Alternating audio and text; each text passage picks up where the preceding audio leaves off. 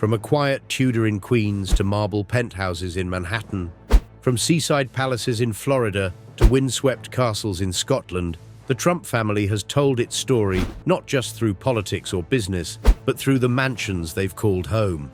Each estate is more than an address. It's a symbol of power, ambition, and legacy. Before we dive in, hit subscribe and like. It really helps me keep making long documentaries like this. And while you're listening, drop a comment with where you're watching from, what time it is right now, and maybe which of these homes you think says the most about the Trump family. Foundations of a Dynasty, from Queens to Fifth Avenue. When people hear the Trump name today, they think of glittering towers on Fifth Avenue, sprawling golf resorts, and the dramatic sweep of American politics. But the dynasty did not begin with skyscrapers or presidential campaigns. Its roots lie in the quiet streets of Queens and Brooklyn, where modest apartment buildings and row houses formed the bedrock of a family fortune. To understand the story of the Trump family's mansions, their gilded halls and marble staircases, we first need to step back to the world of Frederick Christ Trump, Donald Trump's father, and the environment of New York City's outer boroughs in the early 20th century. Frederick, known simply as Fred, was born in 1905 in the Bronx, the son of Friedrich Trump, a German immigrant who had made money in Alaska during the gold rush. But when Friedrich died in the 1918 influenza epidemic, young Fred was left fatherless at age 13. It was his mother, Elizabeth Christ Trump, who took the family's modest savings and pushed Fred to learn the practical trade of carpentry. Like many immigrant families, they had no blueprint for wealth, only a determination to work harder than their neighbors. At 15, Fred built his first house. It was not a mansion, nor even particularly large, but for a teenager to complete a home that could be rented to others was remarkable. Imagine your own adolescence, when most are still learning algebra or navigating high school cliques, while Fred was hammering nails and framing windows. This early experience of transforming lumber into income was the seed of the Trump real estate empire. By the 1920s and 1930s, New York was expanding outward. Manhattan was already dense, but the promise of new subway lines and bridges turned Queens and Brooklyn into fertile ground for development. Fred saw opportunity not in glamorous addresses, but in affordable housing for the swelling middle and working classes. He built rows of brick houses with simple, efficient layouts. They were not palaces, but they were stable, decent, and above all, profitable. In many ways, Fred Trump embodied the spirit of that era's builder. He wasn't chasing headlines or prestige, he was calculating returns. He knew that steady rents and government-backed financing would bring security. After the Great Depression, when New Deal policies introduced the Federal Housing Administration, Fred leaned in. He specialized in FHA-backed housing, constructing thousands of units for returning World War II veterans and their families. These were the neighborhoods of Levittown dreams, where young couples sought kitchens with new appliances and backyards for weekend barbecues. Fred's developments often carried a uniform look: red brick facades, modest lawns, repetition that spoke more to efficiency than grandeur. Some critics said his work lacked artistry, but artistry wasn't the point. He was building stability, row by row, block by block. For thousands of families, those apartments became their first step into middle-class life. For Fred Trump, they became the foundation of generational wealth. The business model was straightforward but powerful. Fred kept costs low by overseeing construction personally, reinvested profits into more projects, and leveraged government programs to secure financing. By the 1940s and 50s, the Trump Organization was managing thousands of units across Queens and Brooklyn. It was not glamorous work, but it was steady, and it gave the family something invaluable: scale. Yet, even in these modest beginnings, one can glimpse the outlines of what would come later. Fred valued size, bigger projects, more units, entire complexes rather than single buildings. He believed in branding, often stamping his developments with the Trump name in ways that subtly suggested quality or aspiration. And he understood that real estate was not just about bricks, but about perception. Tenants didn't just rent apartments. They bought into the promise of stability, even if that promise was wrapped in plain brick rather than marble. To picture the contrast, imagine standing in front of one of Fred's developments in the 1950s, a neat row of 6-story apartment houses, families moving in with cardboard boxes and baby strollers. These were homes for teachers, shopkeepers, and bus drivers. Then fast forward to the Trump Tower of the 1980s, black glass rising into the Manhattan skyline, boutiques of gold and luxury cars pulling up outside. The chasm between those two worlds is the arc of the Trump dynasty itself. Fred Trump was not without controversy. In the 1950s, he was investigated for profiteering on government contracts, accused of overstating costs to increase reimbursements. In the 1970s, he and his son Donald faced scrutiny over racial discrimination in tenant selection, reflecting the sharp racial divides in New York housing. These shadows complicate the story, reminding us that the empire's foundations were not only built on carpentry and mortgages, but also on practices shaped by prejudice and loopholes. And yet, Fred's vision succeeded in what mattered most to him. He transformed the Trump family from modest immigrants into one of New York's wealthiest landlord dynasties. By the time Donald came of age in the 1960s, the family business was established, lucrative, and positioned for expansion into Manhattan. It's almost like watching a relay race. Fred ran the first leg, building speed on the long straightaway of Queens and Brooklyn housing. His baton, an empire of bricks, steady rents, and financial security, was handed to his son Donald, who eyed the bright lights of Fifth Avenue and wanted more than stability. He wanted spectacle. So while today's headlines attach the Trump name to penthouses dripping in gold, to vast estates and golf clubs, it all begins with the hum of saws and hammers in modest borough streets. Before the chandeliers and marble columns, there were red brick apartments and government-backed mortgages. The mansions of the Trump family may dominate the imagination, but their roots lie in those humbler homes, built by a young carpenter who believed that even in Queens, one could lay the foundation for a dynasty. Trump Tower Penthouse, New York's Golden Crown, high above Fifth Avenue, where yellow cabs weave like ants and the sidewalks shimmer with storefront lights, sits one of the most audacious residences in modern American real estate. The Trump Tower Penthouse is not simply a home. It is a performance space, a throne room, and a mirror reflecting the tastes and ambitions of the man who made it famous. If Fred Trump built in brick for families of modest means, his son Donald turned upward to glass, steel, and gold. And at the very top of that black glass tower, 3 levels of marble and gilding became a modern-day Versailles in the clouds. When Trump Tower opened in 1983, it was unlike anything Manhattan had seen in decades. Rising 58 stories above Fifth Avenue, it was sheathed in dark, reflective glass, as if the building itself wore sunglasses against the glare of the city. Inside, a 6-story atrium cascaded with pink marble, waterfalls, and escalators that gleamed like something out of a science fiction fantasy. It was a building that demanded attention, and at its crown was Donald Trump's own penthouse, a triplex spread across the uppermost floors, visible only to those invited into his inner sanctum. The penthouse's design was a statement piece, its interiors dripping with French Rococo influences. Gold leaf lined the moldings, Corinthian columns rose toward mirrored ceilings, and crystal chandeliers cast light across marble floors imported from Italy. Visitors described it as less like walking into an apartment and more like entering a movie set, a palace compressed into a skyscraper. In the living room, ceiling frescoes depicted scenes of Greek gods, while Louis XIV-style furniture sat beneath them. There was nothing subtle, nothing restrained. The apartment shouted in every detail, "Here lives a man of power, wealth, and unapologetic excess.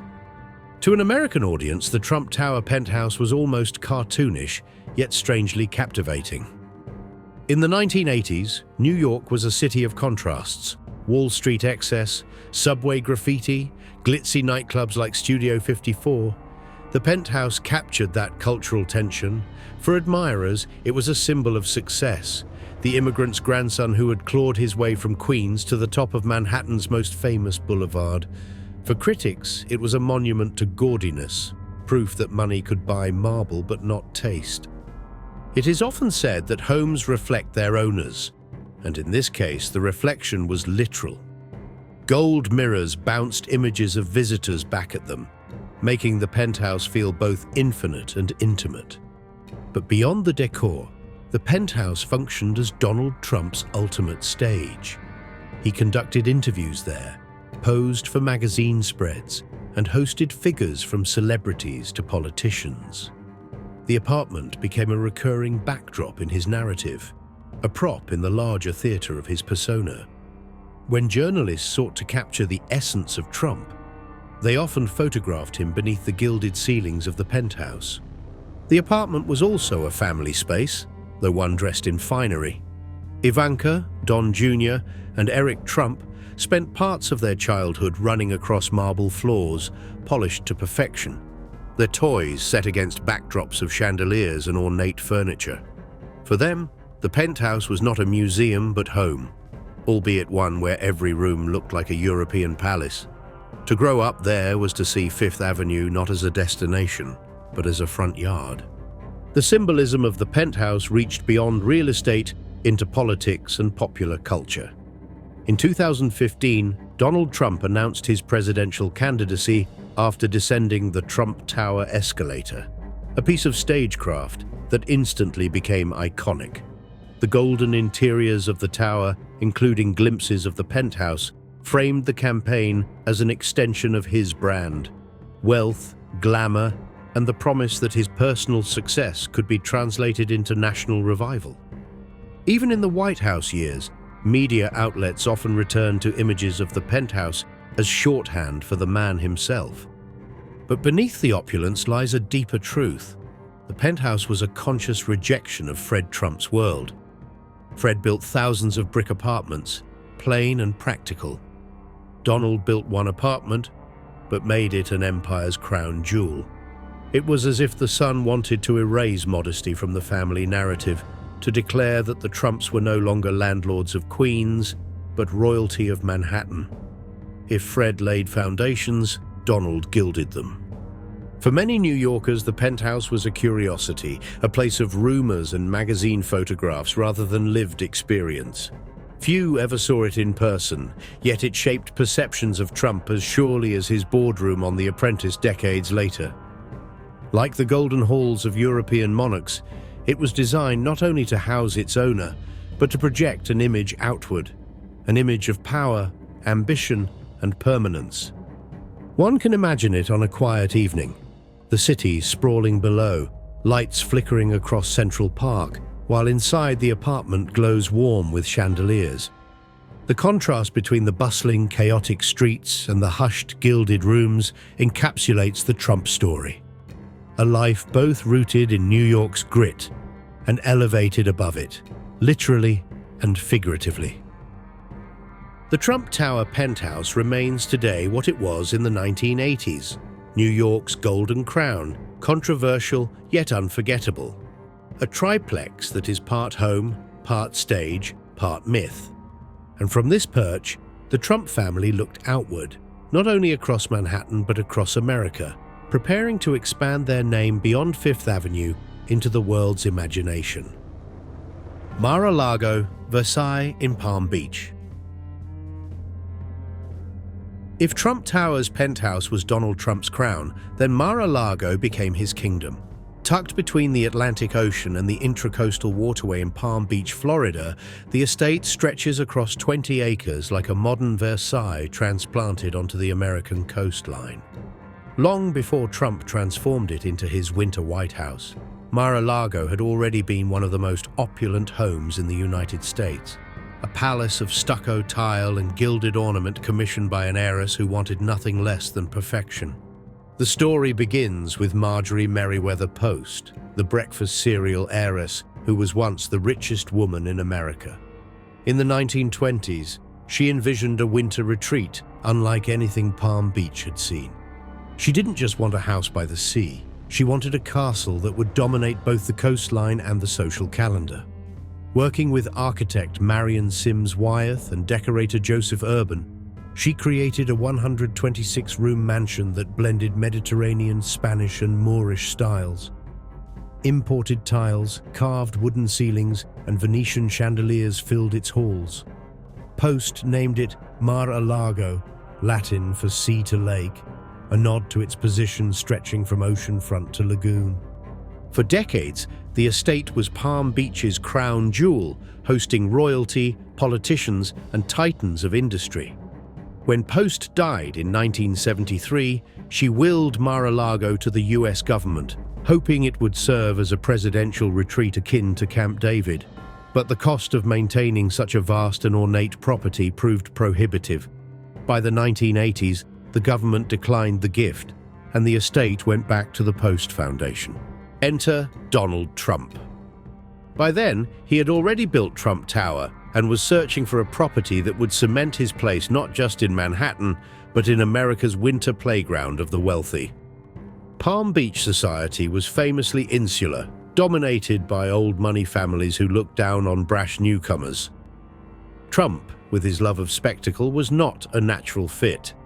But he had an instinct for symbols, and he saw Mar-a-Lago as his ticket into the inner circle. In 1985, after a drawn-out negotiation, Trump acquired the estate for a reported $10 million, about the price of a Manhattan penthouse at the time. Included in the deal were much of Post's original furnishings and a beachfront parcel worth more than the entire purchase price. It was one of the shrewdest acquisitions of his career. Trump immediately set about transforming Mar-a-Lago from private mansion into social stage. He renovated rooms, restored gilded ceilings, and hosted parties that drew celebrities, politicians, and Palm Beach society figures who once dismissed him. He clashed with local officials over zoning and club rules, but each battle only added to the myth. In the 1990s, when his finances were strained, Trump turned the estate into a private club, selling memberships that offered access to the gilded ballrooms, tennis courts, and dining halls. What began as a financial necessity became a social triumph. Mar-a-Lago was no longer just a home, it was a business and a brand. The interiors of Mar-a-Lago remain breathtaking in their extravagance. The living room stretches nearly 100 feet, with gold leaf moldings and 16th-century Flemish tapestries. Marble floors gleam beneath Venetian chandeliers. In the dining room, a 29-foot-long table sparkles under crystal light, recalling the feasts of European courts. For many visitors, stepping inside feels less like entering a Florida estate and more like wandering through the Alhambra or Versailles.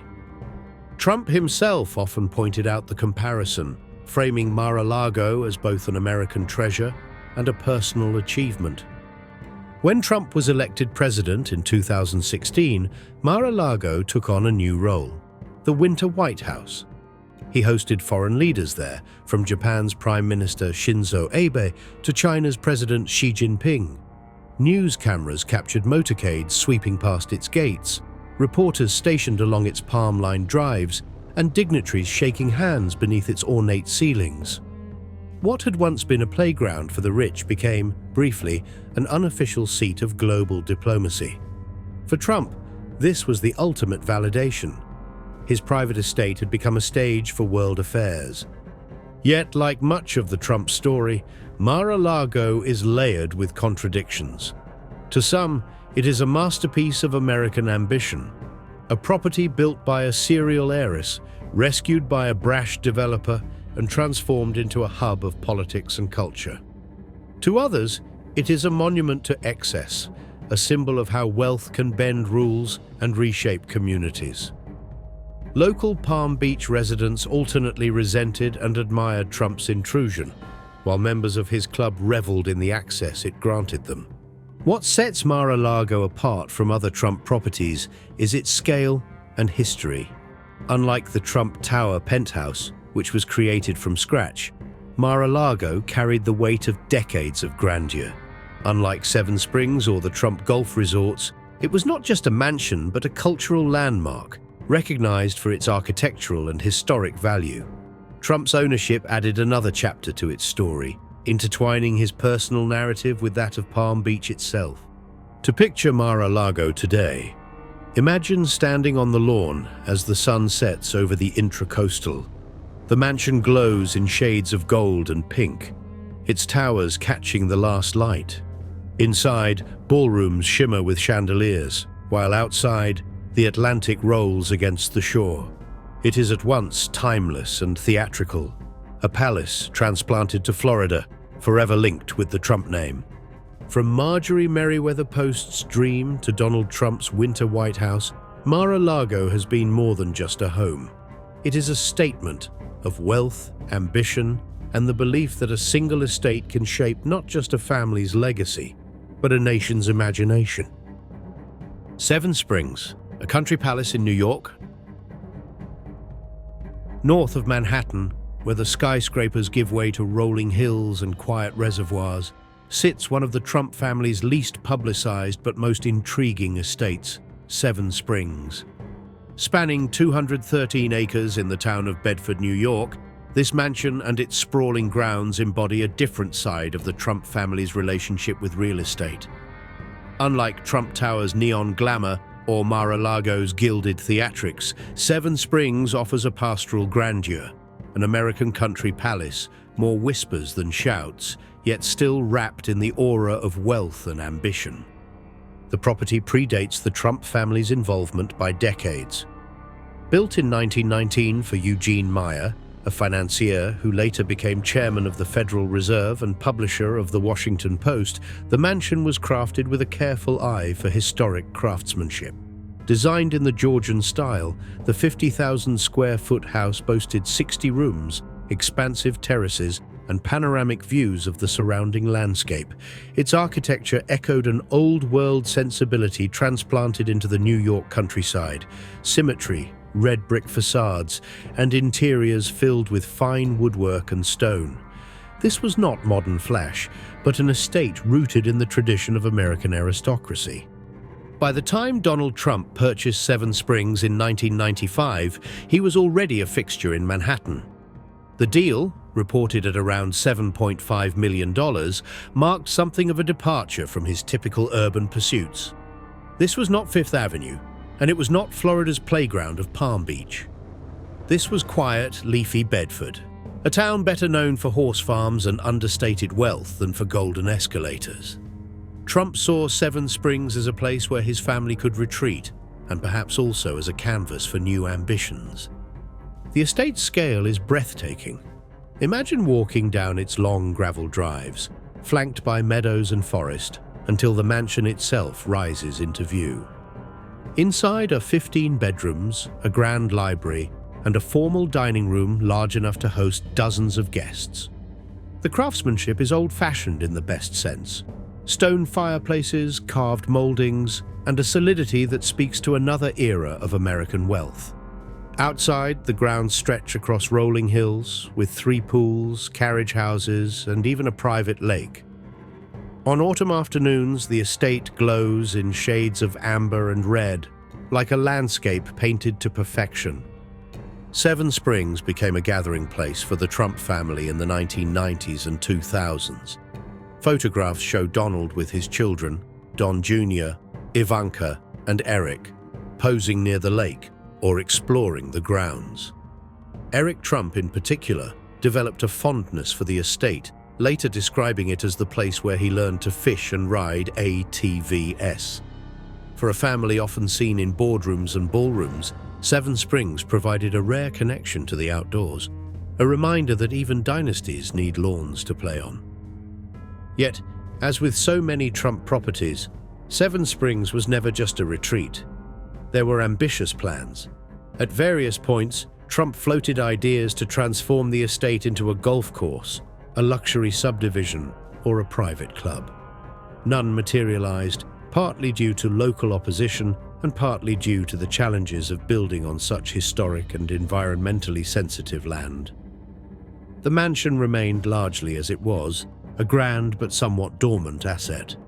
In recent years, Seven Springs has attracted attention not for its beauty, but for its role in financial investigations. Prosecutors scrutinized the property's valuations, noting discrepancies between the numbers reported for tax purposes and those presented in business documents. Like so many Trump holdings, Seven Springs became entangled in the broader debates about wealth, transparency, and the blurred lines between real estate as a home and real estate as a financial instrument. But beyond the legal and financial noise, Seven Springs stands as an important chapter in the Trump family's mansion story. It is a reminder that their world is not all glass and gold, but also brick, wood, and stone. If Trump Tower was designed to dazzle the masses, Seven Springs was designed to whisper to connoisseurs of country living. If Mar-a-Lago was about spectacle, Seven Springs was about retreat. Picture the family gathered there in quieter times, children fishing in the lake, Jackie Kennedy's old town of Bedford just a few miles away, the mansion glowing softly against the twilight. In those moments, Seven Springs was less about ambition and more about belonging. A country palace that allowed the Trumps for a few hours to step away from the spotlight and into the rhythm of seasons. For all its controversies, the estate remains one of the most striking properties in the Trump portfolio. It is not as famous as Mar-a-Lago or as iconic as Trump Tower, but its scale and history give it a gravitas those newer properties cannot match. Seven Springs is a bridge between old money ideals of permanence and the Trump penchant for branding, a reminder that dynasties are built not only in cities and courts, but also in the quiet countryside. Eric and Lara Trump's mansion in Jupiter, Florida. If Donald Trump's generation built skyscrapers and acquired palaces, his children came of age in an empire already established. Their mansions, while less monumental than Mar-a-Lago or Trump Tower, reflect both inheritance and adaptation, homes that balance family life with the trappings of wealth. Nowhere is this more evident than in Eric and Lara Trump's residence in Jupiter, Florida, a Tuscan-inspired estate that anchors them within both the Trump family orbit and the world of Florida luxury living. Jupiter, a town along Florida's Treasure Coast, has long been a haven for golf enthusiasts and those seeking quieter luxury compared to the high-drama world of Palm Beach. Celebrities, athletes, and financiers have gravitated there, drawn by its gated communities, manicured fairways, and coastal breezes. For Eric and Lara, it offered proximity to Donald Trump's larger Florida holdings, particularly the Trump National Golf Club, while also carving out a personal sanctuary away from the glare of Mar-a-Lago. The mansion itself, purchased in 2018 for approximately $3.2 million, carries a distinctly Tuscan style. Imagine ochre-colored stucco walls rising behind palm-lined drives, arched windows and doorways that recall Italian villas, and a terracotta roof glowing warmly in the Florida sun. It is less theatrical than the gold leaf interiors of Trump Tower, but it exudes a quiet opulence, the kind of elegance designed to impress without overwhelming. Inside, the home spans over 7,000 square feet. Soaring ceilings open into rooms filled with natural light, with exposed wooden beams and wrought iron accents adding to the Tuscan aesthetic. The kitchen, the heart of many family homes, is expansive, outfitted with marble counters and chef-grade appliances, ideal for both intimate dinners and larger gatherings. Multiple living rooms, a formal dining space, and broad terraces create a flow between indoor and outdoor living, perfectly suited to Florida's climate. The centerpiece of the property is its connection to golf. The mansion backs directly onto the Trump National Golf Club in Jupiter, one of the premier courses in the region. For Eric, who has taken a hands-on role in managing aspects of the Trump Organization's golf portfolio, this location is more than convenient. It symbolizes continuity. The estate is not just a home, but a node in the Trump empire, reinforcing the brand's association with fairways, clubhouses, and exclusive memberships. For the Trumps, golf is not merely recreation. It is business, community, and identity rolled into one. Life at the Jupiter Mansion has been shaped as much by family as by architecture. Eric and Lara, married in 2014, have raised their children in this environment, blending the rhythms of parenthood with the demands of public life. The property's large outdoor spaces, lawns, patios, and a pool shaded by palms, serve as play areas for their kids, while also doubling as stages for social events. In this sense, the mansion fulfills a dual role: private retreat and public-facing emblem of stability. Yet, as with other Trump family properties, the Jupiter estate is not free from symbolism. It illustrates how the younger generation of Trumps has chosen to live within the empire's geography. While Ivanka and Jared once claimed Washington, D.C. and later Miami, Eric and Lara planted themselves firmly in Trump territory. Their choice of Jupiter reinforces the family's deepening identity with Florida, a state that has become both personal refuge and political stronghold. The style of the house also says something about generational shifts. Where Donald Trump embraced the theatrical gilded aesthetic of his penthouse, Eric's home favors warmth over dazzle. The Tuscan style, with its earth tones, textured walls, and rustic elegance, projects stability and timelessness, even if its scale still shouts affluence. It suggests that for Eric and Lara, wealth is not about shock value, but about lifestyle, the golf, the family, the controlled elegance of a villa transplanted to the Sunshine State. For locals in Jupiter, the Trumps are both celebrities and neighbors. The mansion, while luxurious, does not tower above the community in the way Mar-a-Lago dominates Palm Beach. Instead, it blends into a neighborhood defined by similar estates, each tucked behind gated entrances, each balancing privacy with prestige. In this sense, Eric and Lara's mansion reflects a subtler form of dynastic living, one that nods to legacy while adapting to modern expectations of comfort and family life. Picture a Sunday morning there, sunlight spilling over the terracotta roof, Lara tending to the horses she keeps at a nearby stable, Eric heading out to the golf course, children playing by the pool. It is an image far removed from the boardrooms and rallies that dominate the Trump brand. And yet, beneath that calm surface, the house remains part of the larger narrative, the story of how one family turned homes into symbols of identity, wealth, and belonging. In the sweep of the Trump mansion saga, the Jupiter estate may not be the most famous, but its significance lies in what it represents. The passing of a dynasty from one generation to the next, from the gilded penthouse of the patriarch to the Tuscan villa of his son. It is, in its own way, a cornerstone of the family's Florida empire, a reminder that even within dynasties built on spectacle, there are chapters written in quieter tones of terracotta and sunlight. Donald Trump Jr.'s waterfront fortress, Admiral's Cove. In Florida's Jupiter area, tucked within a gated enclave of canals and manicured fairways, sits one of the more extravagant expressions of the Trump family's taste for scale, Donald Trump Jr.'s waterfront estate in Admiral's Cove. With 11 bathrooms, soaring ceilings, and broad water views, the property seems less like a family home and more like a stage set designed to amplify the Trump hallmark of grandeur. Where his brother Eric's Tuscan villa in Jupiter projects warmth and rustic elegance, Don Jr.'s mansion leans toward fortress-like opulence, massive, imposing, and meticulously planned to leave an impression. Admiral's Cove itself is a world of exclusivity. Developed in the 1980s, the community quickly became one of Florida's premier addresses for wealth.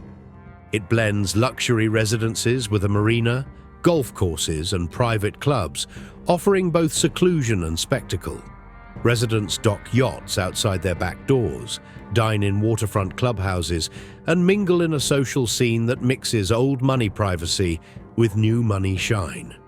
For Don Jr., who balances family, business, and the lasting shadow of his father's legacy, Admiral's Cove offered the perfect blend of retreat and projection. The estate he purchased in 2021 for around $11 million sprawls over 11,000 square feet. To imagine it is to imagine a structure that combines scale with precision. From the outside, the house commands attention with a Mediterranean-inspired design, arched windows, clean stucco walls, balconies trimmed with wrought iron, and tiled roofing that glows in the Florida sun. The architecture signals both power and refinement, as if to say, this is no ordinary waterfront home, but the domain of someone accustomed to commanding space. Inside, the property unfolds like a labyrinth of luxury. 11 bathrooms alone suggest the scale, each crafted with marble, glass, and polished metals, ensuring that no guest or resident is ever far from a private retreat. Multiple bedrooms, a gourmet kitchen, and vast living spaces stretch across the floor plan.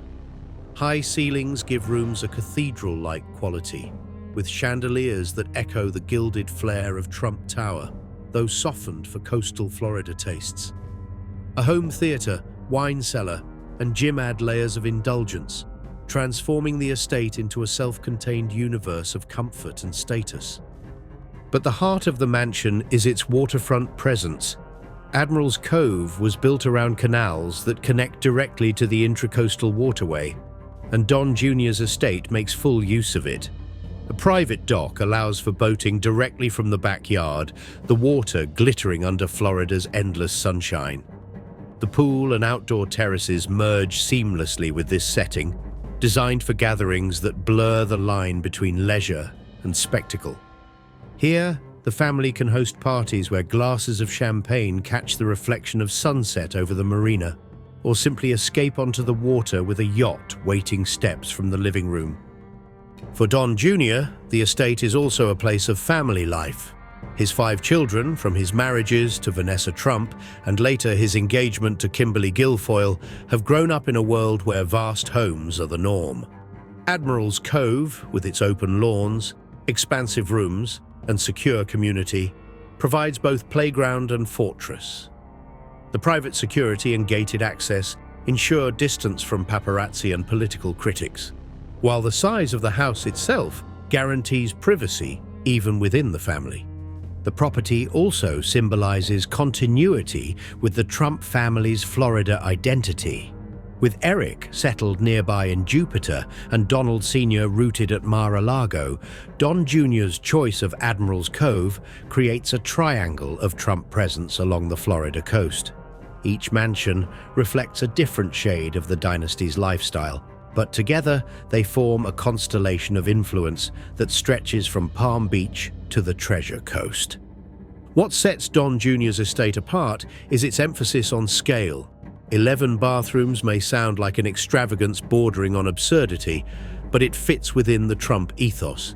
Bigger is better, and abundance is itself a form of power. Where others might see waste, the Trumps see a canvas for status. A guest walking through such a house cannot help but register its message. Here is a family that lives beyond limits. And yet, behind the extravagance, there is also a kind of American familiarity. Many families dream of a waterfront home, a backyard dock, or a house large enough to host children and grandchildren comfortably. Don Jr.'s Admiral's Cove mansion simply scales that dream upward, multiplying its dimensions until it transforms into a fortress. Like the family itself, it magnifies everyday aspirations into something at once relatable and surreal. To picture it on a quiet evening is to see the mansion glowing against the water, its terraces lit softly as boats glide by. Inside, the hum of activity, children laughing, conversations echoing through vast halls, fills a house that might otherwise feel cavernous. In that interplay between spectacle and intimacy, the Admiral's Cove estate encapsulates what it means to be a Trump in the 21st century. a life lived on a grand stage, but still anchored in the rhythms of family and home. As with every Trump property, Admiral's Cove is more than a house. It is an emblem, a physical declaration of identity. For Donald Trump Jr., it represents not just wealth, but continuity, not just security, but legacy. A waterfront fortress, yes, but also a reminder that within the walls of marble and glass, dynasties continue to define themselves one mansion at a time. Ivanka and Jared, Washington's Kalorama Mansion. In the heart of Washington, D.C., a neighborhood quietly tucked away from the chaos of Capitol Hill and the flashing lights of Pennsylvania Avenue, lies Kalorama. Its name, derived from the Greek for beautiful view, is fitting, but the beauty here is less about vistas and more about order, tradition, and quiet prestige. Kalorama is where former presidents, ambassadors, and cabinet officials have made their homes. It is where security details become as common as gardeners, and where status is measured not by flashing neon, but by the solidity of limestone facades and wrought iron gates. Into this enclave arrived Ivanka Trump and Jared Kushner in 2017, just as Donald Trump entered the White House. Their move into a $5.5 million mansion signaled more than a simple real estate purchase. It marked their transition from New York socialites to Washington insiders, embedding themselves physically and symbolically in the neighborhood of America's power brokers. For a family defined by skyscrapers and resorts, this was an unusual chapter, rooted in politics rather than commerce, in proximity to power rather than spectacle. The Kalorama Mansion itself reflects this dual identity. Purchased in 2017, the 6-bedroom, 6-bathroom house was built in 1923. Its red brick facade softened by arched windows and clean lines that nod toward Federalist design. Unlike Trump Tower's gleaming glass or Mar-a-Lago's theatrical stucco, this home is restrained, dignified, even understated. Yet step inside, and the scale is unmistakable. Nearly 7,000 square feet of living space, high ceilings, expansive reception rooms, and a polished blend of tradition and modernity. Hardwood floors run beneath elegant crown moldings, while fireplaces anchor rooms designed for both family life and formal entertaining. For Ivanka and Jared, the mansion served multiple purposes. On one level, it was a family home, where they raised their 3 young children amid the pressures of Washington life. The backyard garden provided a rare patch of greenery in the capital, a place where children could play within earshot of Secret Service agents stationed at the gates. Bedrooms were configured for comfort, and the kitchen, bright, sleek, and spacious, allowed for family meals in the midst of demanding schedules. But the house was also a symbol.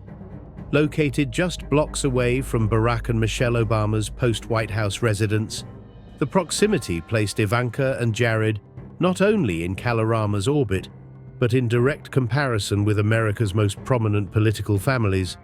Diplomats, senators, and lobbyists lived nearby. For the Kushner-Trump household, the address carried its own message. They belonged in the neighborhood of power, and they intended to wield influence not only through policy, but through presence.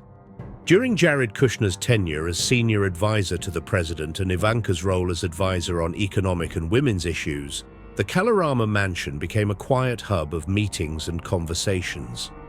Though far less photographed than Mar-a-Lago galas or Trump Tower lobbies, the house hosted figures from Washington's political, business, and diplomatic circles. Its understated elegance made it the perfect stage for behind-the-scenes dealings, where chandeliers illuminated strategy sessions and arched windows looked out onto streets lined with motorcades.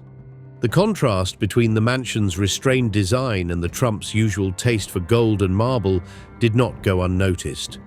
To some, it was proof that Ivanka and Jared were adapting, embracing Washington's more traditional codes of respectability.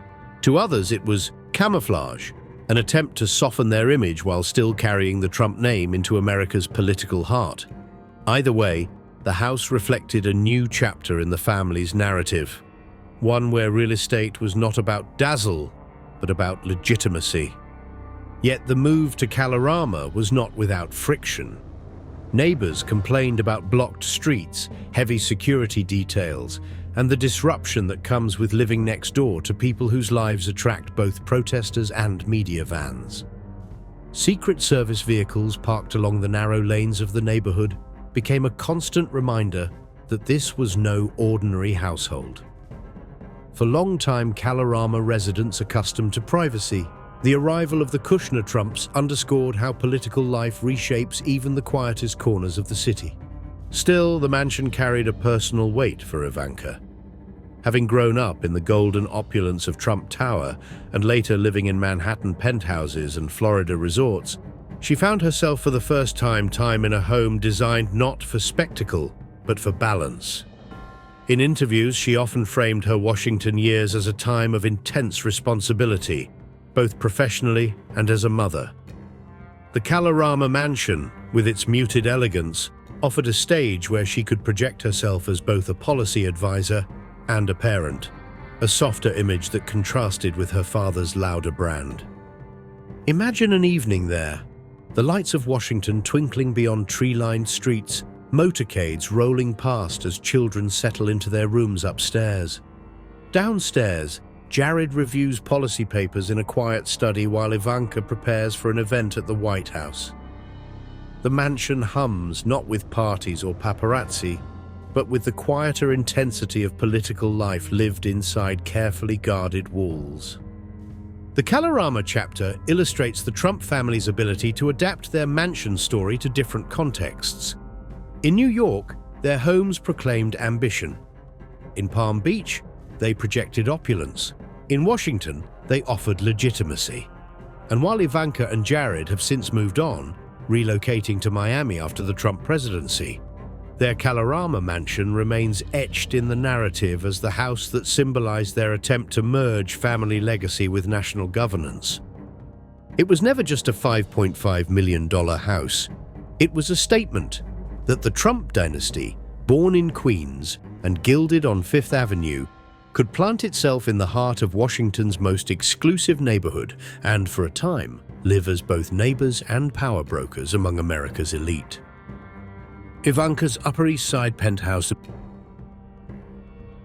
Before the move to Washington and the life of a political family in Kalorama, Ivanka Trump had carved out her own place in Manhattan, a city where she had been born into privilege but sought to establish an identity beyond simply being Donald Trump's daughter. Her Upper East Side penthouse became the perfect symbol of this effort.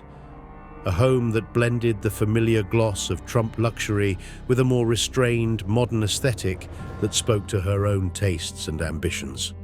The Upper East Side, long known as one of New York's most prestigious neighborhoods, is a place where elegance is measured not by flash, but by address.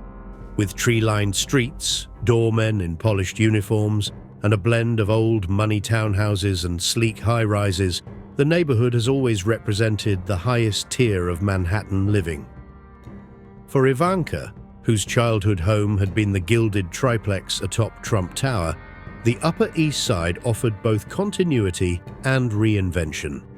She was still in Manhattan, still surrounded by influence and wealth, but the choice of neighborhood and style suggested she was writing her own chapter. The penthouse itself, located at Trump Park Avenue, occupies a prime spot on the corner of Park Avenue and 59th Street, a nexus of midtown bustle and uptown prestige. Purchased with her husband Jared Kushner in 2011 for around $16 million, the residence reflects a sleek and modern interpretation of luxury. Unlike the Baroque extravagance of her father's penthouse, with its gold leaf ceilings and Rococo furniture, Ivanka's home emphasized clean lines, polished surfaces, and an aesthetic closer to a luxury boutique hotel than a Versailles-inspired salon. Step inside, and the contrast is striking. Floor-to-ceiling windows flood the space with light, offering panoramic views of Central Park and the Manhattan skyline. The interiors rely on neutral tones, whites, creams, and grays, accented with modern art and minimalist furnishings. Open living spaces flow seamlessly into one another, creating an atmosphere of calm sophistication. The kitchen, a centerpiece of the home, is both functional and glamorous, with marble countertops and stainless steel appliances fit for both everyday family use and high-end entertaining. For Ivanka, the penthouse was not only a personal retreat, but also a projection of brand identity. At the time, she was running her own fashion and jewelry line, cultivating an image of the modern working woman who balanced career, family, and elegance.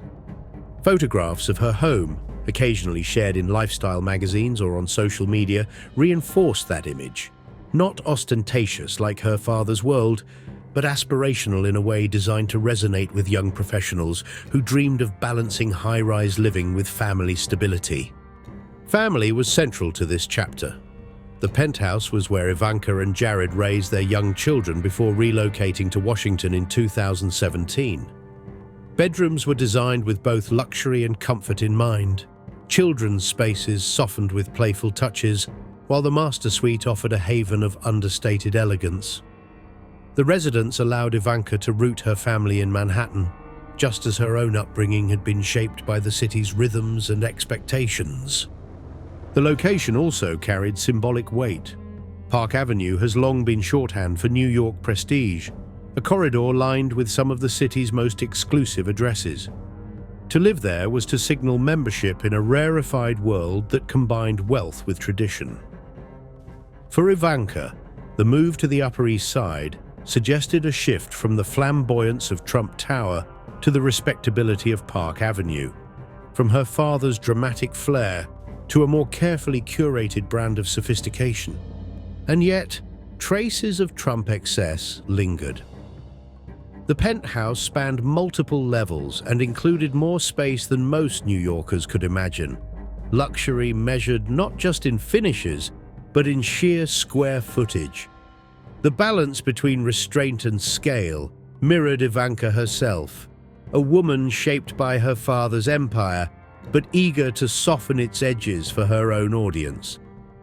In many ways, the Upper East Side penthouse also symbolized a transitional moment in Ivanka's life. It was purchased during her rise as a businesswoman, served as a backdrop to her early years as a mother, and ultimately gave way to the political stage of Washington. It embodied both her independence and her tether to the Trump real estate empire, a home that was hers, but also stamped with the family brand. Imagine an evening in the penthouse, the glow of Central Park stretching into the distance, the quiet hum of Manhattan traffic below, children settling into their rooms while Ivanka prepares for a business meeting or dinner event. The atmosphere is far removed from the spectacle of Trump Tower, yet still firmly anchored in privilege and prestige. It is the kind of space that speaks not only to wealth but to aspiration, a place where the idea of having it all is staged and lived. Ivanka's Upper East Side penthouse may not be as famous as Mar-a-Lago or as imposing as Trump Tower, but it is a vital piece of the Trump family's mansion story. It reveals how the next generation shaped their environments to reflect their own identities, balancing legacy with individuality. For Ivanka, it was both a home and a statement, rooted in Manhattan, grounded in family, and polished for a world where image and lifestyle are inseparable. Tiffany Trump, Beverly Hills. Hideaway.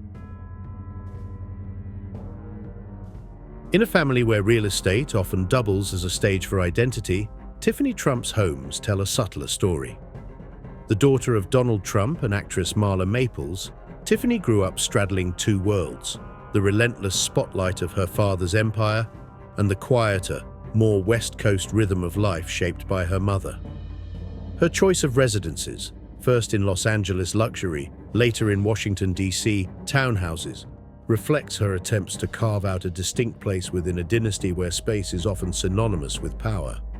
The Beverly Hills hideaway, as it came to be known, was perhaps Tiffany's most visible attempt to step into her own. Purchased in 2016, just as her father's political career reached its peak, the $1.1 million mansion was tucked in the hills above Los Angeles. It wasn't Mar-a-Lago, nor was it a Manhattan penthouse.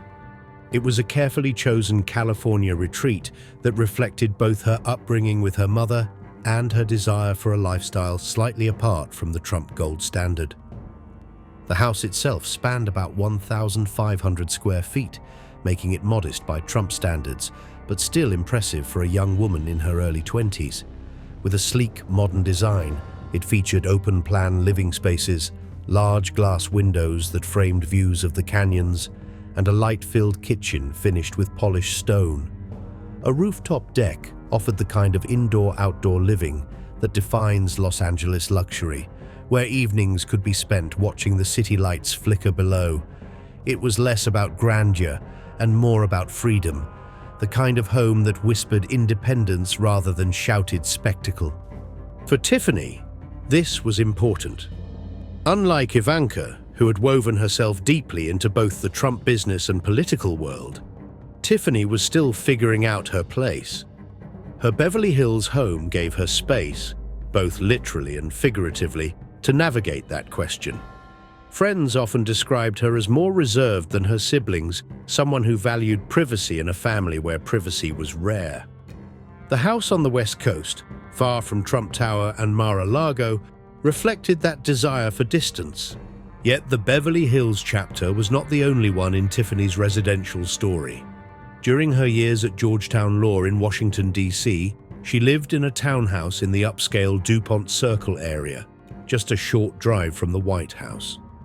The townhouse, rented rather than owned, was a blend of functionality and elegance, exposed brick interiors, polished hardwood floors, and enough room for studying, entertaining, and maintaining some level of anonymity in a city obsessed with politics. There was a symbolism in these choices. While her siblings anchored themselves in properties tied directly to the Trump Organization's empire, Eric and Don Jr. in Florida estates, Ivanka in Park Avenue penthouses, Tiffany's residences felt more personal, less strategic. The Beverly Hills home placed her in a cultural landscape closer to Hollywood than Wall Street, aligning with her mother's roots and her own background in fashion and media. The Georgetown townhouse, meanwhile, tied her to her father's political chapter, but in a quieter, more academic way, as if she were an observer rather than a central player. Still, her homes did not escape attention. The Beverly Hills house, though small compared to the sprawling estates associated with the Trump name, was quickly covered in magazines and real estate blogs.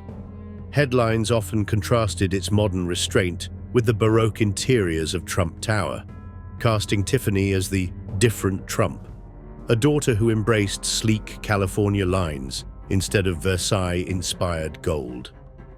The coverage itself reflected the broader fascination with how each Trump child expressed wealth through their homes, turning private spaces into public commentary.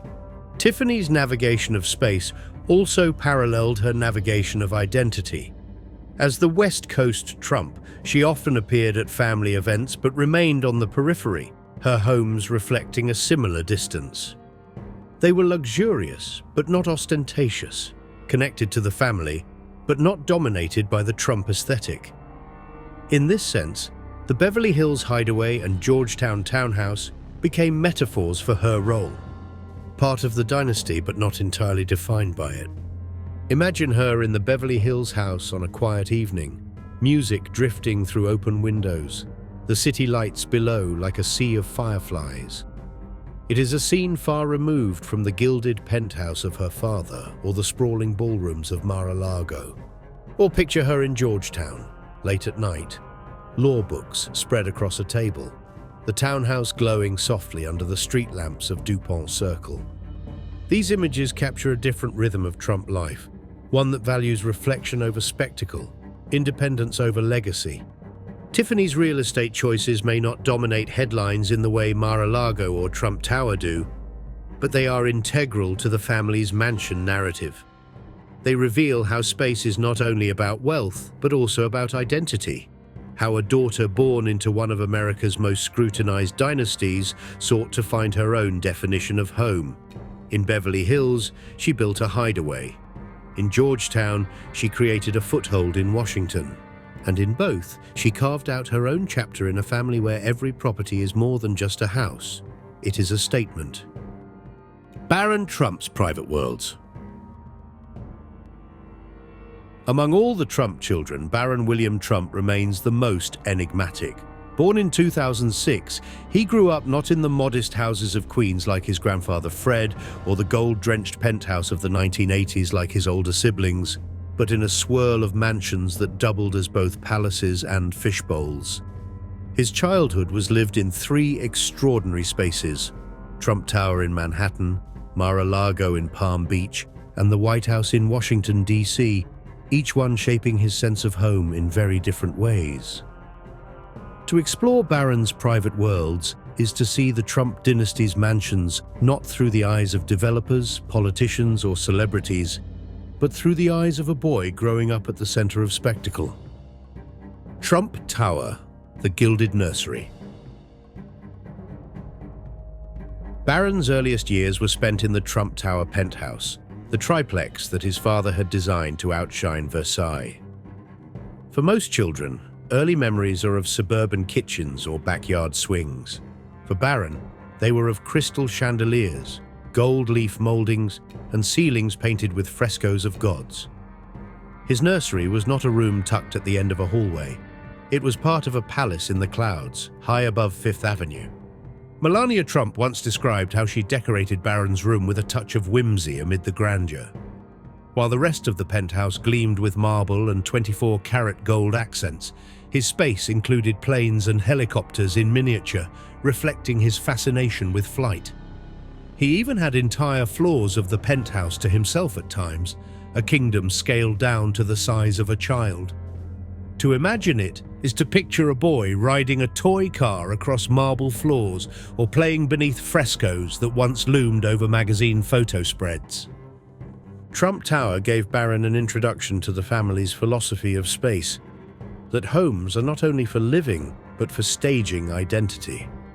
As tourists craned their necks outside the tower's glassy facade, inside, a young boy grew up with a sense that his everyday environment was a spectacle for the world to imagine, but never truly see. Mar-a-Lago, the winter playground. When the family migrated south to Florida during the winters, Baron traded skyscraper views for the sprawling lawns of Mar-a-Lago. Here, his private world expanded in scale. The 20-acre estate offered something a Manhattan penthouse could not: space to run, play, and retreat. Palm trees swayed above courtyards, and the Atlantic Ocean stretched beyond the gilded gates. At Mar-a-Lago, Baron was not confined to marble floors. He had tennis courts, pools, and gardens to explore. During holidays, the estate filled with guests, parties, and music. Yet there were also pockets of privacy, quiet wings and shaded lawns, where a child could escape the constant hum of attention. For Baron, Mar-a-Lago was not the winter White House or a social club. It was simply home by the sea, a place to ride bikes, swim, and experience something closer to a normal childhood. One can picture the contrast: a young boy building sandcastles on a private beach, while inside ballrooms, chandeliers glowed above political donors or foreign dignitaries. For adults, Mar-a-Lago was a statement of power. For Baron, it was a playground. The White House, childhood in a monument. In 2017, Baron became the first boy to live in the White House since John F. Kennedy Jr. in the early 1960s. At just 11 years old, his private world shifted from private estates to America's most famous residence. For most children, moving houses means changing schools or neighborhoods. For Baron, it meant entering a 132-room mansion patrolled by Secret Service agents, where even a walk down the hall was a reminder of history. His bedroom was on the top floor, in the same private quarters where presidents' children have lived for generations. Imagine growing up where every corner holds portraits of past leaders, where staircases echo with the footsteps of history. The White House was both fortress and museum, yet for Baron, it had to become a home. complete with gaming consoles, study desks, and space to be a teenager. Living in the White House also meant his private world was never entirely private. Every trip outside was watched, every photograph scrutinized. Classmates could not simply come over for a sleepover. Playdates required security clearances. Yet within those walls, Barron also had a kind of grandeur few children could imagine. Basketball courts, gardens, and even the historic Lincoln bedroom just down the hall. 3 mansions, 3 worlds. What makes Barron's story so unusual is the variety of his childhood homes. Trump Tower gave him spectacle in the sky, a lesson in grandeur. Mar-a-Lago offered him space and freedom, a winter palace where lawns and beaches replaced marble corridors.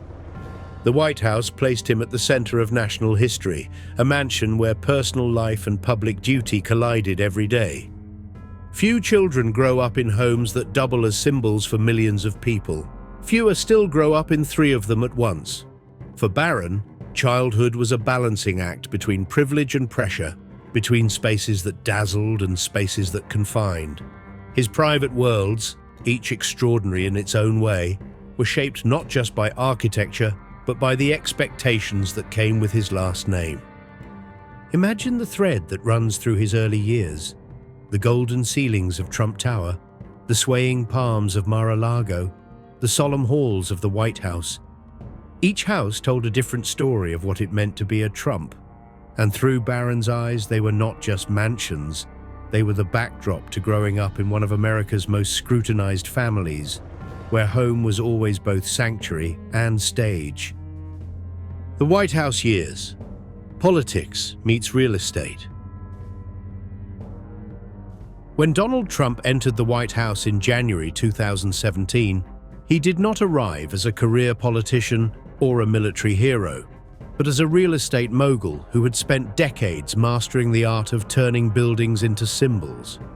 To him, a property was never just bricks, marble, and wood. It was a stage on which identity and ambition could be projected. The White House, perhaps the most iconic residence in the world, became the ultimate extension of this philosophy. Unlike any president before him, Trump treated the House not simply as a seat of government, but as another asset in his brand, blending politics with the instincts of a developer and showman. From the very beginning, the image of the White House under Trump was framed less as a solemn civic space and more as a backdrop for performance. Every arrival, every press briefing, every helicopter departure from the South Lawn carried the polish of a show staged for an audience of millions. He understood that the building itself carried immense symbolic weight, and he leaned into it. Where some presidents sought to separate their private identities from the grandeur of the office, Trump allowed the White House to merge with his persona, as though it were one more property bearing the invisible stamp of his name. There was a sense of theater in how events were arranged. Press conferences became less about policy and more about spectacle.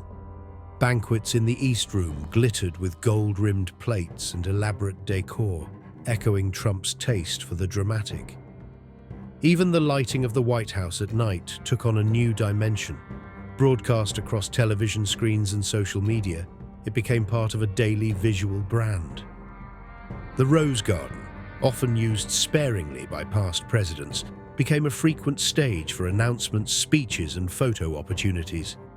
Each appearance reinforced the idea that this was not only the people's house, but Donald Trump's stage. Yet, beyond the optics, there was also a developer's instinct at play. Trump approached politics the way he approached real estate, as a matter of deals, leverage, and image. Just as he had once walked prospective tenants through marble lobbies and glossy brochures, he now ushered political allies and foreign dignitaries through the White House corridors, turning every encounter into a performance of power. Hosting leaders in the Oval Office often came with the choreography of handshakes and posed photographs, gestures as carefully planned as any marketing rollout. The White House also became intertwined with his other properties, particularly Mar-a-Lago. Weekends at his Florida estate blurred the line between presidential retreat and private club. where guests could mingle near ballrooms and pools while the world's press-covered presidential meetings held under glittering chandeliers. This created a sense of continuity between his private empire and his public office. The White House as the symbolic crown, Mar-a-Lago as its southern palace. In doing so, Trump transformed the presidency into something resembling a franchise of his larger brand. Critics saw this blending as unprecedented, arguing that the White House risked becoming too commercialized, too personalized. But supporters admired how he reimagined the role, presenting himself less as a detached statesman and more as a businessman who had finally taken charge of the country's most important address. To many Americans, this was a refreshing break from tradition. To others, it was a distortion of the presidency's dignity. Either way, the transformation was undeniable. The interior life of the White House also carried Trump's fingerprints. Though he made fewer structural changes than some past presidents, the decor choices reflected his preference for grandeur. Rooms often glowed with gilded accents and dramatic arrangements, echoing the style of Trump Tower more than the subdued elegance of historic preservation. Visiting dignitaries entered a space that was at once rooted in tradition and unmistakably stamped with Trump's love of spectacle. Even the arrangement of furniture or the use of particular rooms seemed geared toward image first, function second. For Barron, Melania, and the rest of the family, the White House served not only as a residence, but as a symbol of their shared story. Melania's redesign of the Rose Garden became a much-discussed feature, while Barron's presence reminded the nation of the human side of life within the mansion's walls. Photographs of the family walking across the South Lawn toward Marine One became iconic images of the Trump years, reinforcing the interplay of family, politics, and real estate that defined this chapter. To picture the White House during those years is to imagine a building glowing white against the night sky, camera crews clustered along Pennsylvania Avenue, and inside, rooms filled with both official documents and the unspoken awareness that this space was also serving a narrative larger than government. The House had always symbolized democracy, but under Trump it also symbolized branding, as if every press conference and photo op were another brick laid in the edifice of his personal mythology. The White House has been many things across its history: a home, a fortress, a museum, a workplace. Under Donald Trump, it became all of those and something else besides. It became a property absorbed into a dynasty's story, another mansion in the Trump orbit, not just a residence, but a stage where politics and real estate met in full view of the world. Golf palaces, Doral, Bedminster, and beyond. For many people, golf courses are simply places to play a sport. A stretch of fairways, greens, and sand traps where friends meet, business deals are whispered, and the occasional ball is lost in a pond.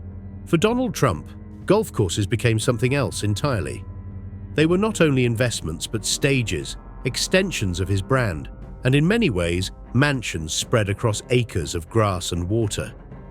To step into a Trump golf property was to step into a kind of palace, one where the clubhouse gleamed like a mansion, where chandeliers glowed above pro shops, and where the fairways themselves were presented as though they were extensions of a family estate.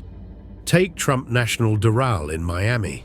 Purchased in 2012 for $150 million, Doral was already famous for hosting PGA Tour events, but Trump's acquisition transformed it into one of his signature properties. He renamed its signature course the Blue Monster, underscoring his flair for branding, and poured millions into renovations. The clubhouses were not mere gathering spots for players. They were designed to impress like European estates, with marble floors, vaulted ceilings, and opulent dining halls. Imagine arriving for a weekend round of golf and walking into a lobby that felt more like a luxury hotel than a sports facility. Ornate carpets beneath your feet, massive chandeliers overhead, and staff greeting you with the precision of a five-star resort. If Doral was Trump's southern showpiece, the Bedminster estate in New Jersey became his northern palace. Purchased in 2002, the 500-acre property was once a private farm owned by the family of automaker John DeLorean. Trump transformed it into a luxury golf club, but in truth, the heart of Bedminster was the clubhouse, a mansion that looked like something plucked out of an aristocrat's dream. White columns rose above manicured lawns, and inside, polished wood paneling, fireplaces, and high ceilings created an atmosphere of refined exclusivity. Bedminster was not just about golf, it was about retreat, privacy, and prestige. For Trump himself, the estate became a personal favorite, so much so that he spent extended summers there during his presidency, holding meetings and entertaining dignitaries against the backdrop of rolling greens. In both Doral and Bedminster, the distinction between mansion and clubhouse blurred. The architecture was residential in scale but monumental in effect. Dining rooms resembled ballrooms. Locker rooms carried the elegance of spas, and every detail was curated to remind members that they were part of something larger than a simple game. To belong to one of these clubs was not just to access a golf course, but to buy entry into the Trump world, a mix of wealth, status, and spectacle. Beyond these flagship properties, Trump's golf empire spread across the United States and overseas. Trump National in Los Angeles perched high above the Pacific Ocean, its clubhouse offering panoramic views that rivaled any coastal mansion. In Scotland, Trump Turnberry offered a mix of history and grandeur, with its Edwardian-era hotel looming like a castle above the sea. Each property, no matter where it was located, shared a consistent aesthetic. Grandeur meant to echo aristocratic estates, yet always stamped with the unmistakable Trump flair. What is striking about these golf palaces is how they embodied the Trump philosophy of real estate as theater. Where others might see fairways, Trump saw an opportunity to craft a lifestyle. The architecture was part of the performance, and the clubhouse was the stage where members lived out their roles as part of an exclusive circle.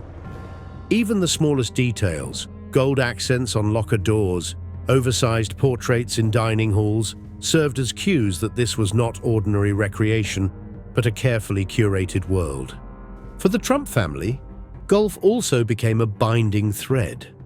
Eric Trump took a lead role in managing many of the golf properties, pouring himself into their operations with the same enthusiasm his father had once devoted to skyscrapers. Weddings, fundraisers, and political rallies often unfolded in these clubhouses, turning sporting facilities into multi-purpose arenas for social and political life. In this sense, the golf palaces were not just businesses, but extensions of the family's identity, places where the Trumps hosted, celebrated, and projected themselves outward. To imagine one of these golf palaces on a summer evening is to picture a wide veranda overlooking greens lit softly by the fading sun. Guests sip drinks in leather armchairs inside the clubhouse, while outside players finish their rounds against a backdrop of manicured fairways that stretch toward the horizon. It is a vision of wealth and order, but also of performance, a carefully maintained scene where luxury and leisure intertwine. Doral, Bedminster, and the rest of Trump's golf empire tell us something essential about the mansion story of the family. They remind us that for the Trumps, grandeur is not confined to residences with bedrooms and kitchens. It spills into clubhouses, ballrooms, and courses, turning even recreational landscapes into palatial extensions of a brand. Whether in Miami, New Jersey, Los Angeles, or Scotland, the golf palaces stand as monuments to the idea that life, when lived under the Trump name, is best experienced not in modest homes, but in mansions of grass, stone, and spectacle. The Scottish Castle, Trump Turnberry. On the rugged southwestern coast of Scotland, where the wind comes off the Firth of Clyde and the sky changes colour by the hour, stands Turnberry, one of the most storied golf resorts in the world. With its sweeping lawns, Edwardian hotel, and championship fairways that overlook the sea, Turnberry has long been considered a jewel of the sport. When Donald Trump purchased the property in 2014, he did not just acquire a golf course. He bought a piece of aristocratic grandeur, a castle-like resort that allowed him to plant the Trump name on Scottish soil. Turnberry's history stretches back more than a century. The resort's iconic hotel was first opened in 1906, designed in an Edwardian style that combined elegance with solidity. Whitewashed walls and red-tiled roofs gave it the appearance of a castle watching over the sea. Over the decades, it became famous not just for its scenic beauty, but for its role in the history of golf. Legendary tournaments were played there, and the Ailsa course in particular was ranked among the finest in the world. During World War II, the grounds were even used as an airbase, its fairways converted into runways for the Royal Air Force. After the war, the resort was restored, cementing its reputation as a place where sport, history, and elegance intertwined. For Trump, Turnberry represented both business and symbolism. His mother, Mary Ann MacLeod Trump, was born in the Outer Hebrides, a chain of islands off the coast of Scotland. Purchasing one of the country's most prestigious resorts was not only a financial transaction, but a way of rooting his family name in the land of his ancestors. To critics, it was yet another example of Trump importing his brand of golden glass spectacle into historic landscapes. To supporters, it was the continuation of a personal story, an immigrant son returning to his mother's homeland and leaving his mark. The acquisition cost was around $60 million, but Trump quickly poured tens of millions more into renovations. True to form, he described the project in superlatives, promising that no expense would be spared. The hotel's interiors were refurbished with chandeliers, marble, and luxury finishes. The spa was expanded, the ballrooms polished to a sheen, and the golf courses meticulously redesigned. The Ailsa course, with its dramatic views of the lighthouse and the sea beyond, was reshaped to align with modern standards while preserving its legendary status. Trump positioned Turnberry not just as a golf resort, but as the finest golf destination in the world. Walking through Turnberry today, one can see the collision of old-world charm and Trump's instinct for branding. The exterior of the hotel still resembles a grand Edwardian castle, its silhouette unmistakable against the Scottish sky. Inside, however, the decor reflects Trump's taste for spectacle. Plush furniture, gilded accents, and branding cues that tie the resort to his larger empire. Guests can sip whiskey in lounges that echo aristocratic hunting lodges, then step into ballrooms that gleam like stages. The mix of Scottish heritage and Trumpian flair creates a space that feels at once historic and theatrical. Turnberry has also become a personal stage for the Trump family. Eric and Don Jr. have taken active roles in promoting and managing the property, often hosting tournaments and media events there. For them, Turnberry is more than an asset. It is a legacy property, a cornerstone of the Trump Organization's international portfolio. It is also, symbolically, a bridge between their American empire and their Scottish roots. Yet, as with so many Trump properties, Turnberry has not been free from controversy. Environmental groups criticized some of the renovations, while financial analysts questioned whether the investment could ever pay off. Political opponents pointed to the resort as a potential conflict of interest during Trump's presidency, since hosting foreign dignitaries at a Trump-owned property blurred lines between business and politics. In Scotland itself, opinions have been divided. Some locals welcoming the jobs and investment, others wary of the transformation of a national treasure into a branded spectacle. Still, there is no denying Turnberry's majesty. To stand on its cliffs, looking out toward the Ailsa Craig rock formation rising from the sea, is to feel the raw beauty of Scotland. To step inside its hotel is to step into a space that combines centuries of history with the ambitions of a modern dynasty. It is, in essence, a castle for the Trump era, part ancestral nod, part global branding exercise. Imagine it on a summer evening, the sky painted in purples and oranges, bagpipes echoing faintly in the distance, the lighthouse at the edge of the course casting its glow across the water.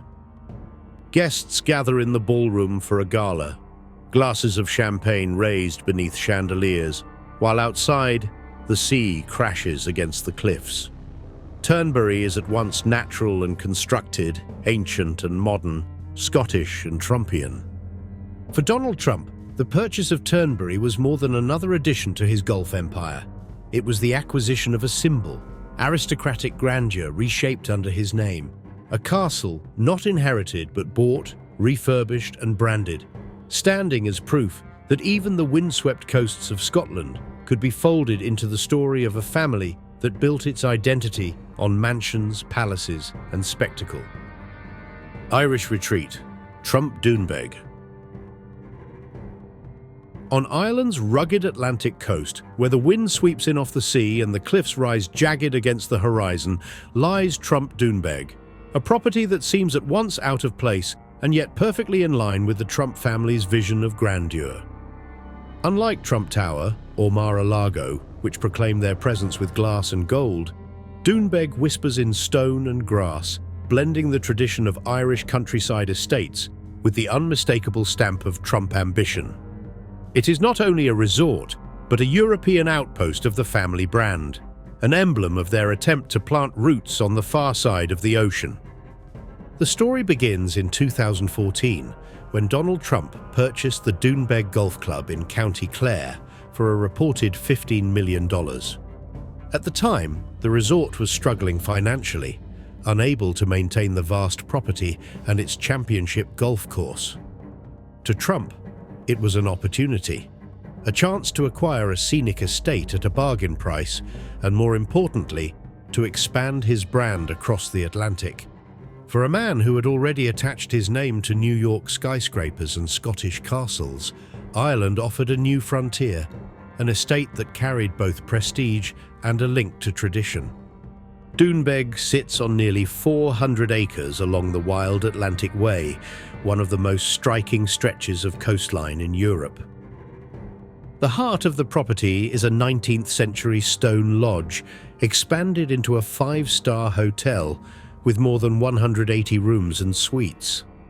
Surrounding it is a Greg Norman-designed golf course that winds through dunes and meadows, offering players views of the sea on nearly every hole. Unlike the manicured elegance of Trump Bedminster or Doral, Doonbeg feels raw, shaped by the forces of nature as much as by human hands. It is the kind of place where the wind can change the course of a game, and where the landscape itself seems to challenge you. Trump wasted no time putting his stamp on the estate. The lodge was refurbished with the blend of rustic elegance and modern luxury typical of high-end resorts. Interiors were filled with rich fabrics, polished wood and fireplaces that glowed against the often cool Irish evenings. The branding, of course, followed. The property was renamed Trump International Golf Links and Hotel Doonbeg. Critics in Ireland bristled at the idea of a quintessentially American brand planting itself on historic Irish soil, but for Trump, the name was non-negotiable. The family crest, embossed in gold, became part of the resort's identity. For the Trump family, Doonbeg became more than a resort. It was a retreat.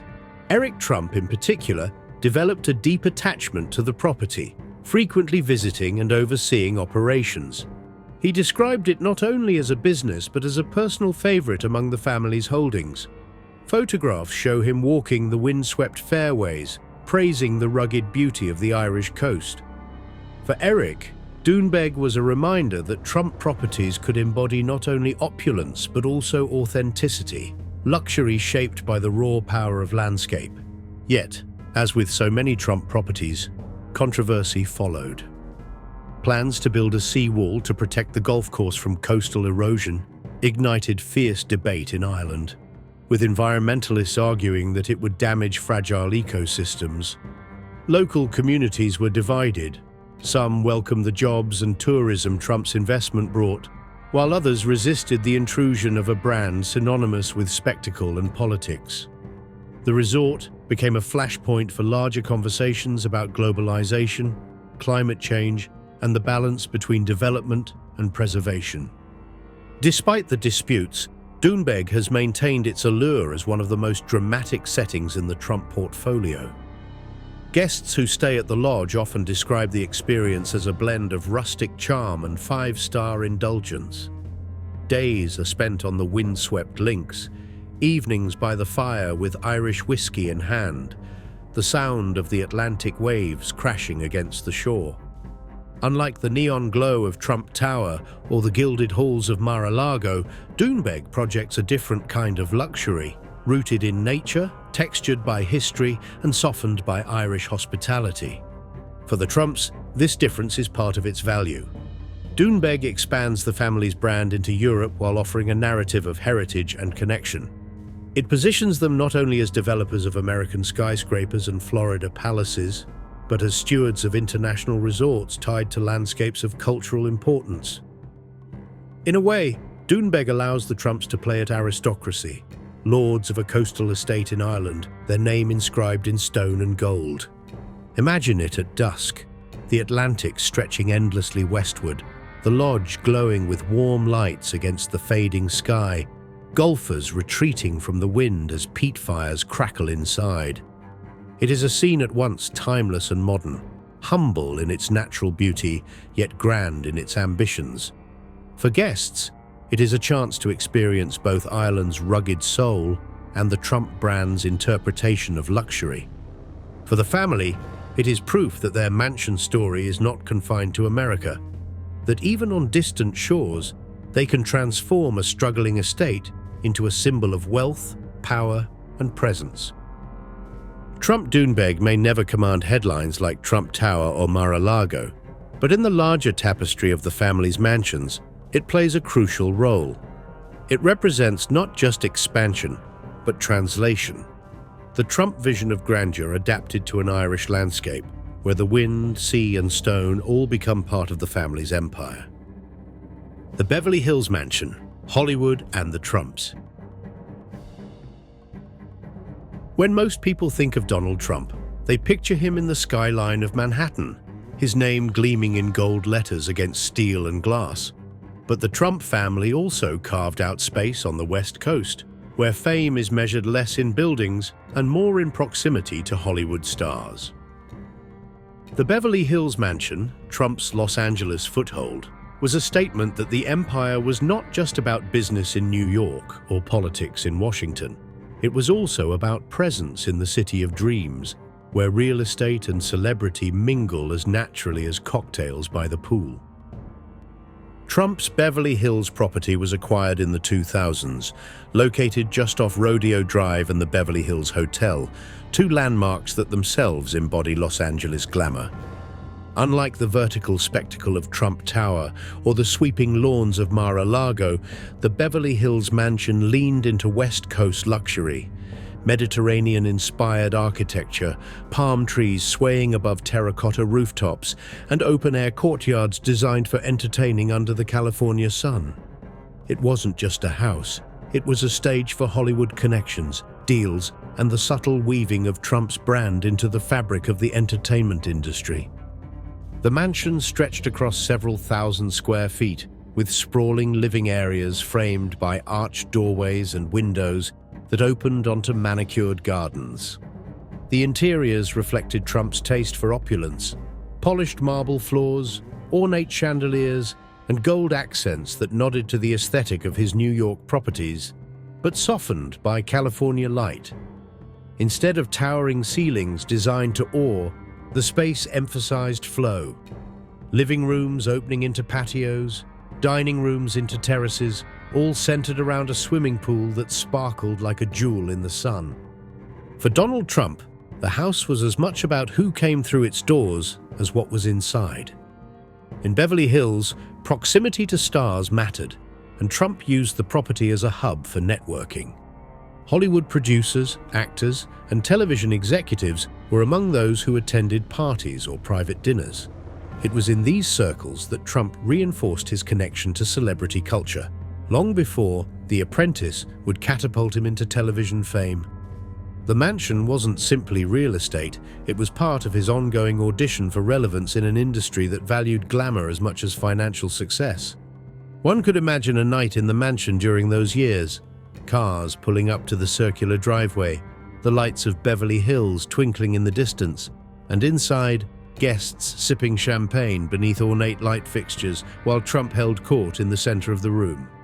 Deals might be discussed casually by the pool, introductions made between producers and financiers, and headlines planted with carefully orchestrated conversations. The house functioned like a private club, curated to create the impression that Trump belonged as much in Beverly Hills as he did on Fifth Avenue. The location itself carried symbolic weight. Beverly Hills has long been shorthand for success in America, a neighborhood where movie moguls and music legends live side by side. For Trump, owning a mansion there was not only an investment, but a claim. He was not confined to New York or to the East Coast elite. He was part of Hollywood's orbit, someone whose wealth and ambition granted him entry into the most glamorous zip code in the country. This presence also blurred the line between Trump the developer and Trump the celebrity. By the time he owned the Beverly Hills mansion, he had already cultivated a persona as a media figure, appearing in films and shows, often playing himself. The house served as both backdrop and prop in that performance, a physical extension of his brand that reinforced his connection to fame. But like many Trump properties, the Beverly Hills mansion was not just about appearances, it was also about leverage. The house could be rented out, used for events, or simply held as a valuable asset in one of the most expensive real estate markets in the world. It was part of Trump's broader strategy of embedding himself in key locations: New York for finance, Palm Beach for society, Washington for politics, and Los Angeles for entertainment. Each property served a different purpose, and together they created a map of influence across America. Critics might say the mansion was more about flash than substance, another example of Trump's tendency to equate visibility with power. But to supporters, it was evidence of his adaptability, an ability to step into different worlds, Wall Street, Palm Beach, Hollywood, and make himself at home. In Beverly Hills, that meant living in a house that was less a fortress and more a stage. A place where the walls were designed to frame not just family life but public perception. Imagine, again, the pool at twilight. Palm trees silhouetted against a pink California sky, the hum of conversation drifting out from the terrace, and Donald Trump shaking hands as though the evening were both a party and a press conference. The house was not only a mansion, it was a portal into Hollywood, a foothold in a city where image is everything. For the Trump family, the Beverly Hills mansion stands as a reminder that their empire has always been about more than square footage or property values. It is about presence, influence, and the art of placing oneself in the right place at the right time. In New York, that meant skyscrapers. In Palm Beach, ballrooms. And in Beverly Hills, it meant a mansion that bridged the worlds of real estate and celebrity, placing the Trump name on the map of Hollywood itself. Trump Park Avenue, Manhattan prestige. In New York City, certain addresses carry weight beyond their bricks and mortar. Park Avenue is one of those names that instantly conveys status, wealth, and a long lineage of prestige. For Donald Trump, who had already conquered the city's skyline with Trump Tower, owning a major property on Park Avenue was both a business move and a symbolic conquest.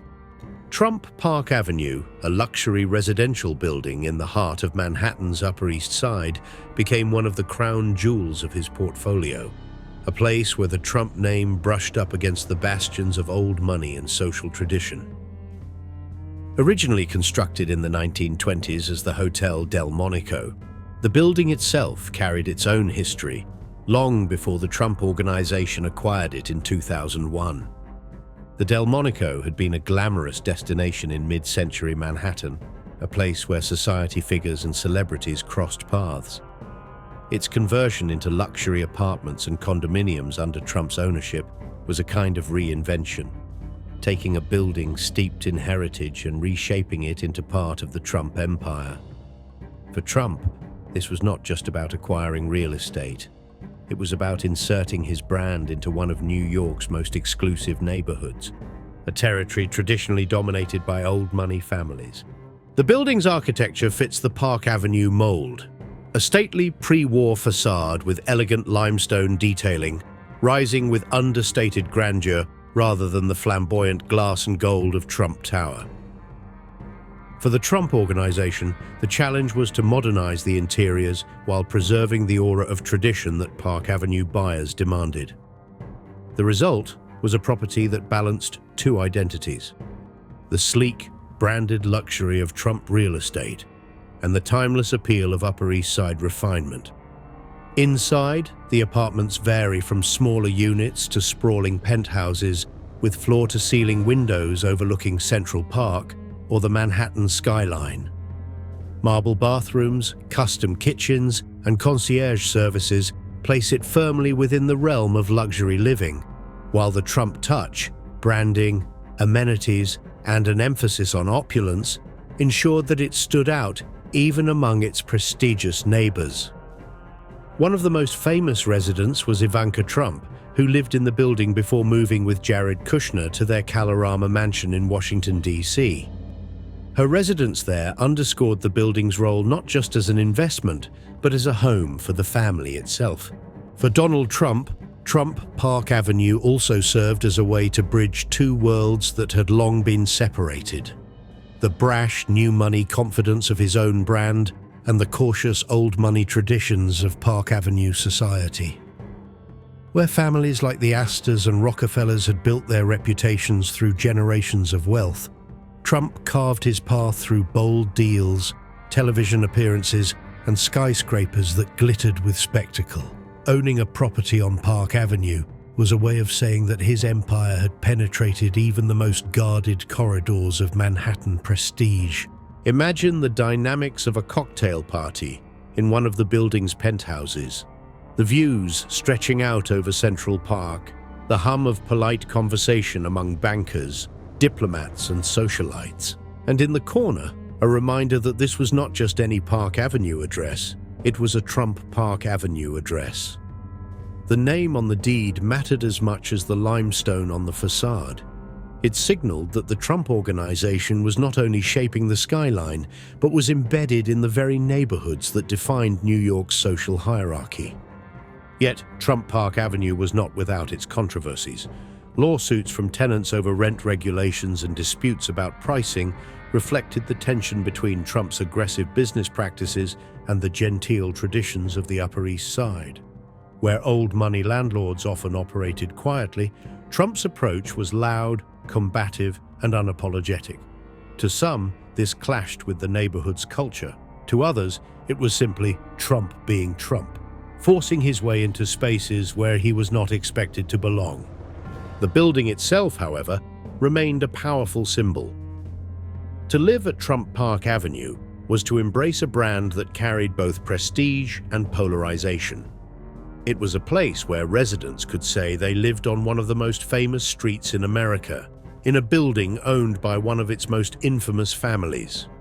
That duality, prestige and provocation, was precisely what made the property such a fitting part of the Trump portfolio. In many ways, Trump Park Avenue is the opposite of Trump Tower. Where the tower screams with reflective glass and gold interiors, Park Avenue whispers with pre-war charm and understated grace. And yet both buildings tell the same story: the Trump ambition to dominate not only through spectacle, but also through strategic placement.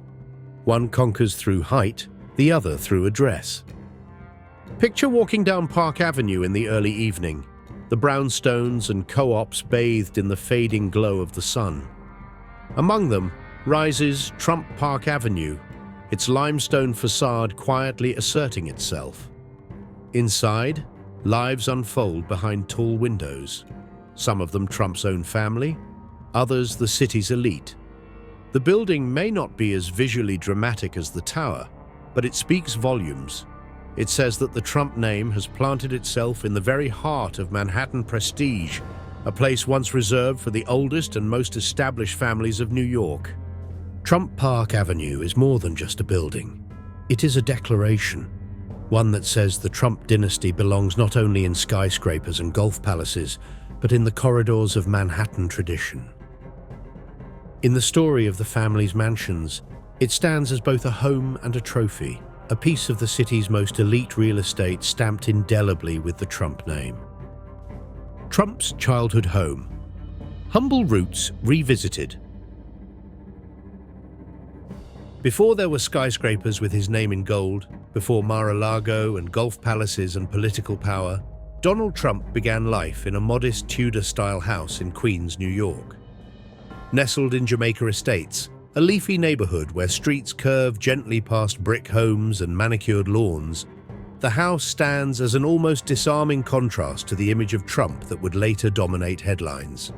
It is here, at 8515 Wareham Place, that the boy who would become a real estate mogul, television celebrity, and President of the United States first learned the rhythms of family life. The house itself is small by Trump standards, just over 2,000 square feet. Built in the 1940s by Fred Trump, Donald's father, the home was part of a larger development project, Fred's Bread and Butter. The Tudor design, with its pitched roof, brick and stucco exterior, and arched doorway, gave it the charm of an English cottage transplanted into suburban Queens. Inside, the rooms were modest, a cozy living room with a fireplace, a kitchen just big enough for a family, and 5 bedrooms that held Donald, his 4 siblings, and their parents. Growing up in this house, Donald Trump was one of 5 children in a household that reflected both discipline and ambition. Fred Trump, a demanding patriarch, was already a successful builder in Queens, constructing hundreds of houses for middle-class families. Mary Ann Trump, Donald's Scottish-born mother, filled the home with routines of domestic life.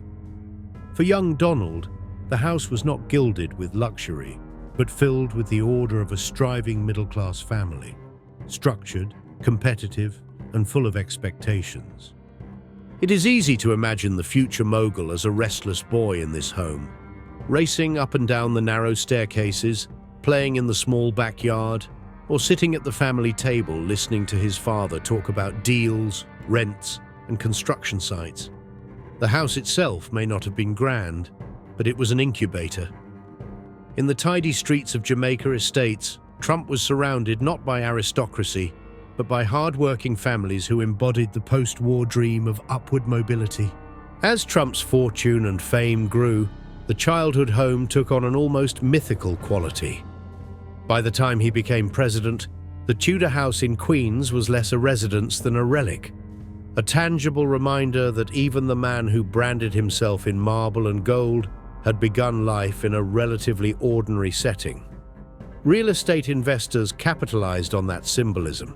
In 2017, the house was sold at auction for around $2.14 million, far above what similar properties in the neighborhood commanded. Its value was not in its square footage or amenities, but in its connection to Trump himself. For a time, the house was even listed on Airbnb, marketed to visitors as a chance to live like the president in his boyhood home. Guests could sleep in Donald Trump's former bedroom or sit by the same fireplace where his family once gathered. The decor leaned into nostalgia, with patriotic touches and framed photos of Trump scattered throughout. The experience turned the house into part museum, part tourist curiosity, a place where people could brush against history by occupying the space once filled with the ordinary life of a future president. This transformation from family home to commodity reflects the broader Trump story. Just as Trump Tower became both a residence and a global brand, so too did his childhood home evolve into something more than itself. It was no longer just a modest Tudor in Queens. It was a piece of memorabilia, a stage for those fascinated by the gap between humble beginnings and gilded endings. The irony, of course, is that Trump himself rarely spoke sentimentally about the house. While other public figures sometimes highlight their modest roots as proof of character, Trump preferred to emphasize the grandeur of his later achievements. Yet the house's survival, and its commodification, reveals how the world hungers for symbols. The little Tudor in Queens became a mirror, reflecting both the idea of American social mobility and the curiosity surrounding Trump's origins. Imagine walking down Wareham Place today. The streets are quiet, lined with similar Tudor-style homes, some with American flags waving gently from their porches. Children ride bikes, neighbors tend to lawns, and life unfolds with the normalcy of middle-class Queens. Then, at the end of the block, stands the Trump House. No longer just one home among many, but a landmark in its own right. Passers-by might stop to take a photograph, pointing not at an architectural marvel, but at the modest cradle of a global figure. Trump's childhood home is a reminder that every empire begins somewhere. For Donald, it began in a brick-and-stucco Tudor that spoke more of stability than spectacle. Though he left it behind for towers and palaces, the house remains a permanent part of his story, a humble foundation later overshadowed by excess but never erased. In the grand narrative of the Trump family mansions, it is perhaps the smallest, but it carries a weight all its own.